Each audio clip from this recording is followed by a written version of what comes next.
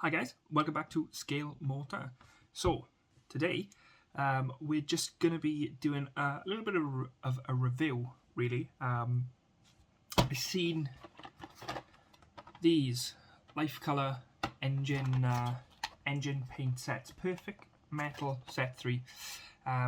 So I found these on, somebody posted on the what you've been buying section on the ISM live show, and I'd hear that Lifecolor were meant to be really good.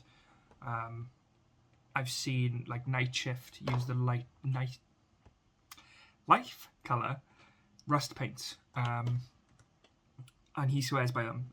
So they're acrylic metallic colours, and it does say black base not required. So we're going to be testing these out, and we're going to be using we're going to test them out on spoons, and we're going to put them through the airbrush, just to make sure they're all kind of thinned the same and everything. I'm going to be thinning them all with UMP airbrush thinner. I have been told that these Lifecolor paints thin really well with the UMP thinner, so I'll be using that.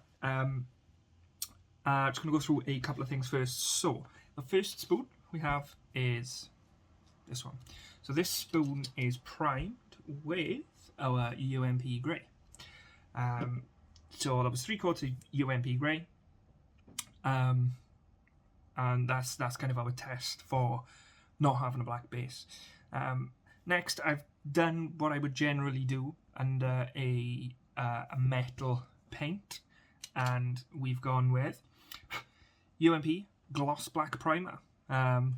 Absolutely love this primer under metallic paints. So this is the UMP Gloss Black. Absolutely brilliant, one of my favourite primers. And then lastly, what primer I generally use is we've got Mr. Surfacer 1500, which as you may remember from my videos, I've got a special edition, the Mr. Surface Fella 1500 Black. One of a kind, excellent stuff. But yeah, so that's thinned with rapid thinner, just because it's quicker and it still kind of ends up the same. So we've done 3 quarts of primer on everything apart from the gloss black, which after our 3rd coat we went in with a wet coat, pretty much like we would with 2K really. Do the last one kind of like glassy, liquidy, so it looks glossy and smooth. I found doing it that way with the gloss black primer is excellent. For the smaller stuff, I probably wouldn't do it that way if you're doing little parts, because you can kind of you can flood the detail and lose some of that detail. But for big flat areas, or you know, even kind of 12th scale engine casings, you can't really, you know, it won't cause much of an issue. So I always paint it that way, and I always get a good result. So what we're going to do then is we're going to thin these with the UMP airbrush thinner, and we're going to spray them through the apex with a 0.35 needle. We're going to jump in. I'm going to show the painting process, and then I've got 7 spoons for each primer, because there are 6 colours in here. The 7th one I'm going to test some brush painting. And I'm also, because it does say you can thin it with water, so what I'm going to do is, for the brush painting part, I'm going to try thinning it with water too. If that goes really well, I might prime some more spoons and try airbrushing it with water, but I generally tend to kind of avoid thinning with water really, just because I find like the surface tension, it makes painting a bit weird. So yeah, that's why for anything acrylic, I'll stick to this. Great thing is UMP supply these, which are ultimate thinner to paint ratio chart, and I found these are pretty much spot on for everything I've tried. So looking on here, I can see we've got Lifecolor, and it calls for 30% thinner. So we're going to follow that. We're just going to give it 30% thinner. See what it looks like, see what it comes out like. If it comes out nicely, we'll stick there, and then we'll go over the spoons, and then we'll come back at the end for a little recap and we'll look through the spoons. So let's jump in. Okay, so here we are. They come in a nice box, which I do quite like, even if it is a bit of an annoying thing to store, and I did break it opening it. Not a problem though. So yeah, the first thing we see when we open the box is we can see we've got 6 paints, and they are, let me double check, net 22mm. So yeah, we've got a couple of colours that come in this set. We've got weathered steel, framework iron, cast iron, piston engine block, make your mind up, piston or engine block, burnt pipes, and dark copper. So, I suppose I'm just going to give them a shake, throw them across the bench, as you do, generally. Give them a shake. Yeah, I mean, they look okay. I can see that they are pretty thick in there. They smell, don't smell paint. They smell just like kind of tube acrylics. You get like the artist's tube acrylics. So yeah, really, really interested to see how these perform through the airbrush. So there's not really much to say about them. I mean, that colour looks like a really nice colour. This, I'm a bit, I know, I want to know. Let's have a look. Oh, okay, so it's like a steel colour. It kind of looks like outclad steel to me. Okay, hopefully that comes out quite nicely. We've got burnt pipes. Okay, so I can see that's going to require a lot of shaking and a lot of mixing. Oh, do I wish I had a paint mixer now? Okay, it's not an awful looking colour. I'm not expecting these to be awful. I have heard good things about them, so I'm expecting them to work quite well. Let's have a look. This one, this is our darkened copper. It does look kind of like dark copper. It's a nice looking colour, and the pigments look quite a nice size, to be honest. So I'm eager to see how these come out of the brush. Cast iron. Okay, very bubbly. Again, looks like a nice colour.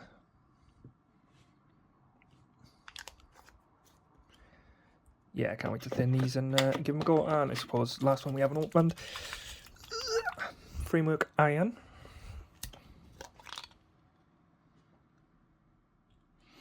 Yeah, I like that colour.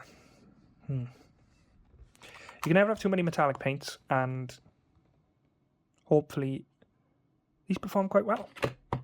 So, as I mentioned, I've already primed our various spoons. So you can see we've got UMP Gloss Black Primer, Mr. Surface of Black, and UMP Grey Primer. These are dry now.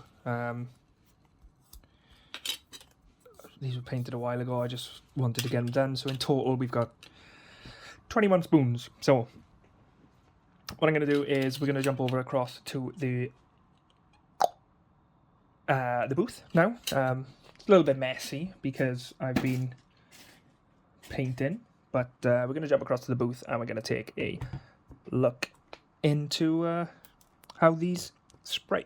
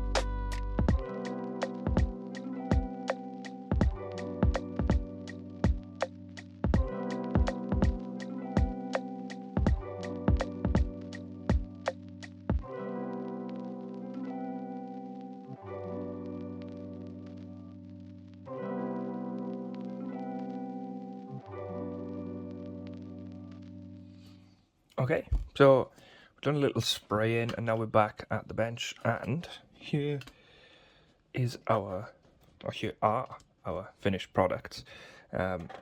This is secrets. It's not actually secrets. You've seen that video, hopefully. Right. Okay. So what we're going to do is we're just going to take a look through the paints and our results, and then we're going to have a quick look at some brush painting just to see how they go. So I'm going to paint back over, and we've got here. Okay. First up, we've got the weathered steel. One thing I will say before we go any further is that the primers didn't really seem to affect much. Understandably, the gloss black did look best. So first up, with our UMP grey primer, we have our weathered steel.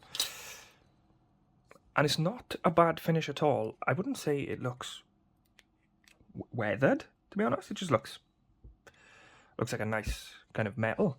So yeah, I can't really see much of an issue with that. And that was with our grey primer. Okay, so we'll pop that there. And then we have with our Mr. Surfacer 1500 black. Now, what you will see is it's a bit speckly. Now, the reason for that is I think I was too thin, and I was applying it a bit. I don't know, because I've never used this kind of stuff before. But anyway, I did notice that if you go a bit thicker, it tends to lay down nicer. But there you can see a slight difference in sheen with the primers. Generally, they do look better over black metallic paints. But, you know, it's not required. And this is the UMP Gloss Black. You can see I got a couple of speckles in my finish there. That's just, it's an excellent primer though. And then we can see we've got a much deeper metallic sheen. So if I put all three together, you can see we do have quite a bit of variation between the three. But it's quite good knowing that there's a couple of different effects you can get from the paint. So yeah, quite happy with that. Okay, and that was our weathered steel. Not too bad. Framework iron. This one I was really excited to see how it came out, just because I don't know, it's kind of a nice color. So framework iron next. We'll start with our grey primer, and you can see that it's got a bit more of a brown tinge than the weathered steel. So yeah, I'm quite pleased with that. I'm just gonna make sure I don't mess these up. Yeah, quite pleased with that. It didn't come out bad at all. Again, quite a nice finish, nice and metallic. And I'm guessing with them being acrylic, you can go over the top of that gloss and be quite fine. And then we've got our Mr. Surfacer. Again, you can definitely see a difference. And then we've got our UMP Gloss Black Primer. And again, bit of a difference. Hold all three together. I think that one has got dog fur on. Sorry. Yeah, there we go. You see, we've definitely got a bit of a difference. So that was our weathered steel. Still quite a nice color. I can see myself actually using that in the future. Cast iron. Okay. So this one, again, another one I wanted to see the result of, because I don't think I have any other cast iron paints. So yeah, let's take a look. So first up with our grey primer. And this is quite close to our original weathered steel, just a bit more irony. Yeah, I actually do quite like that. One thing I'm noticing is these do feel quite sticky, and I done these last night. Not too bad though. Yeah, quite a nice colour. They went down quite well. Once you kind of get your thinning ratio right and your spray technique, yeah, it wasn't too much of an issue. Okay, and then we go over our Mr. Surfacer. Again, nice finish. Bit of a different sheen to the grey primer. As you would expect, there's a bit of a running theme through all of these. The primers do seem to affect the finish. And then we've got our UMP Gloss Black Primer. And this has got more of a metallic kind of deep sheen to it. You can see the difference across all 3 spoons there. Not too much across the first, but the third one is definitely different. We're getting there. Sorry to bore you guys. Cast iron. Piston engine block. This was a bit of a strange colour. I wasn't sure how this was going to turn out.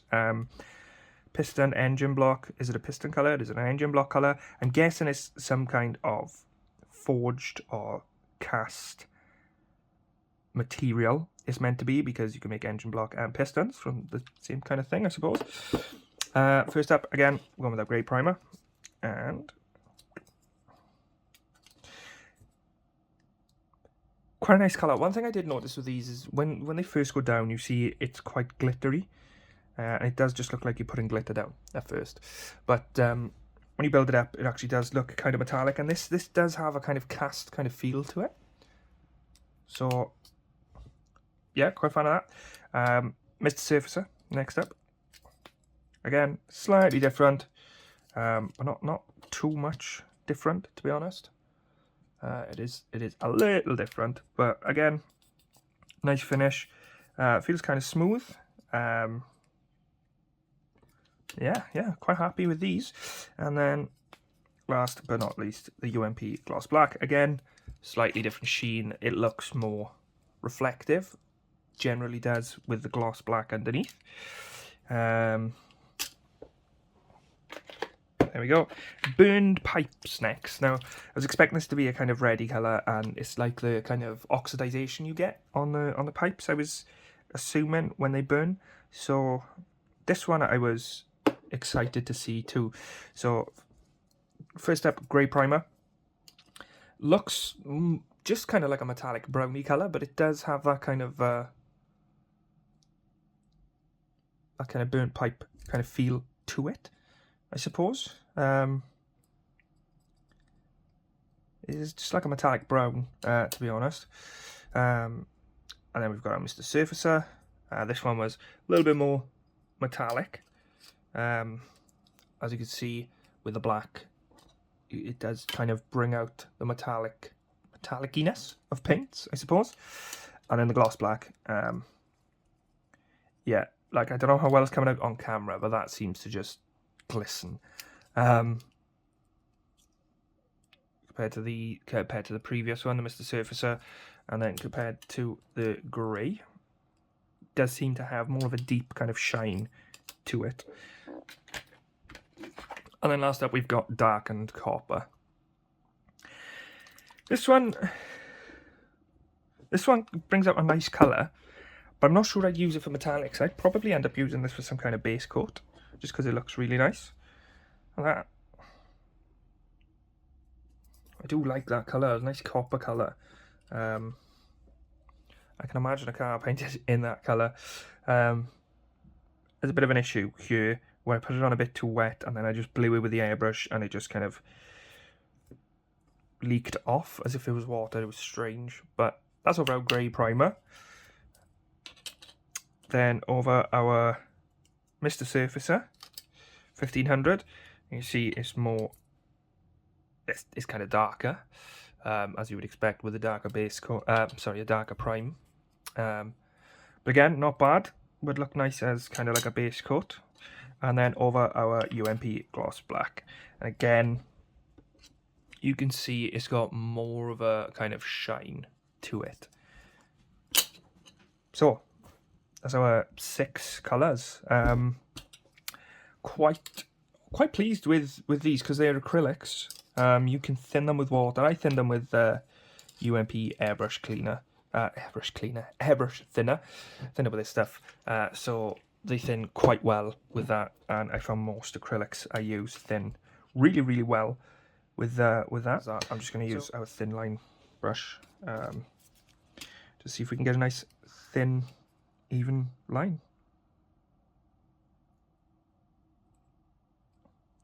Yeah, it's not excellent for brush painting, but I suppose I don't brush paint many things.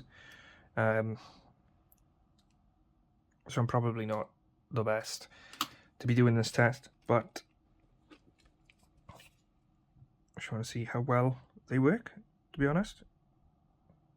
Probably not too bad for like painting small things if you're kind of loading the brush up. But yeah, it's not amazing. It's not the best brush painting.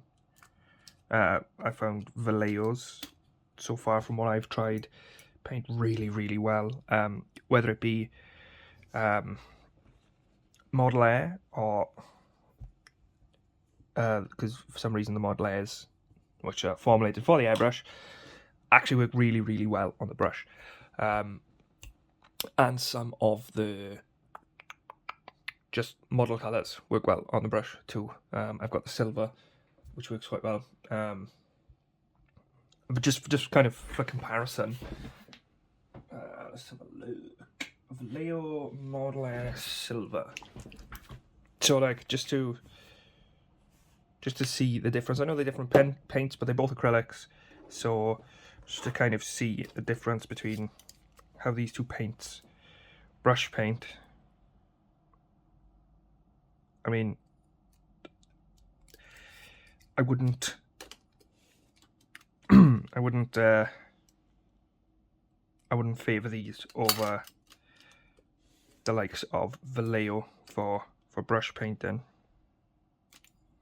I mean, it's night and day. Yeah, I suppose, you know, they have their uses. Whereas I don't like airbrushing Vallejo, but these airbrush quite fine to me. I didn't really see much of an issue when airbrushing them. Let me just go into a slightly different colour. Let's try the burn pipes. Again, we're just going to go straight into our lid, and we're going to just brush paint it on. See, now that seems to cover a lot better, but again, it's probably looking a little gappy. Yeah, it's not too bad, but it just kind of, I can't escape the fact that it kind of just looks like something my girlfriend would paint her nails with. I just mean the consistency, I don't mean that colour. I don't know many people who paint their nails brown. Well, then again, my mother used to love brown nail polish. But anyway, yeah, so as far as brush painting goes, I wouldn't recommend them. Yes, they might end up nice with a couple of coats, but Vallejo, like you've seen, just goes on really nice. I probably would airbrush them just for a little bit of